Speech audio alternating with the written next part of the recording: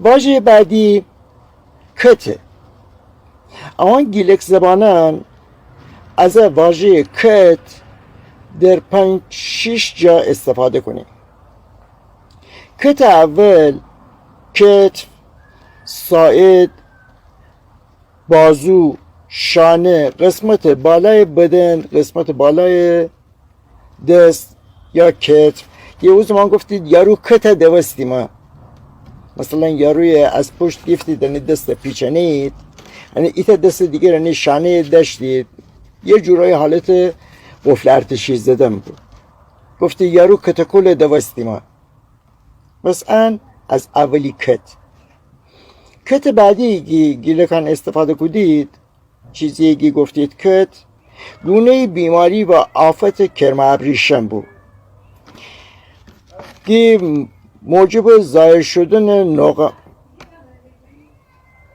نوغم بستی، مثلا داغا نکودی آسیب زی کرم ابریشم آشنه. انا گفتید کت. پس دومی کت بود و هماشیم سر وقت سومی کت. سومی چیزی که گیلک زبانان کت گفتید گونه دزدی و ربودن مال کسی بود، کشران وسایل کسی گفتید کت. مثلا نامردی از این پر وسایل استفاده بکنی بدون اینکه اصلا باید به خودش بدنه و وسایل نکره، کشران دارید که استفاده کنید. انم گیلکان گفتید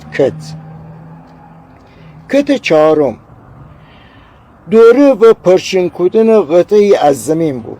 مثلا ایت تیکه زمینه اما ایت پرچین کودید، انا دوره کودید، گفتید کت بگفتیم، چند کت بغلا بکشتیم، چند کت سیر بکشتیم. ایت قطعه از زمین دوره کودید اونم گفتید کت. و اما کت بعدی علامت گذاری روی تنه درختان بود، گی جنگل بانن همچین کاری کودید. علامت نانم گفتید کت. و اما آخری کتی گیلکان استفاده کدید، ایتا کار واقعا ناجوان مردانه و غیر منصفانه بعضی از چوپانان بود. در او دوره، حالا بگیم فقط در او دوره بویه نه بماند، اما این درخت از بیزیر ریشه، یعنی از نزدیک ریشه به ارتفاع 75 الی 1 متر از زیر ریشه تا 1 متر از درخت پوست کودید. گی به مرور اب پوست کودن باعث بسی مواد لازم به درخت بدن نرسه و درخت خشک بستی. چرا کار کودید چوپانان؟ یا هرچی درختان خشکتر بسته بید، مثلا مراتب و چراگاهن بیشتر بستی. اکارم گفتید کت. شیم سر وقت واژه بعدی که کتت پره. کتت پر ایجور پرنده به اندازه چیشینی با دومی کوتاه‌تر که در مناطق مختلف مثلا نه خالیشکنم گیدی.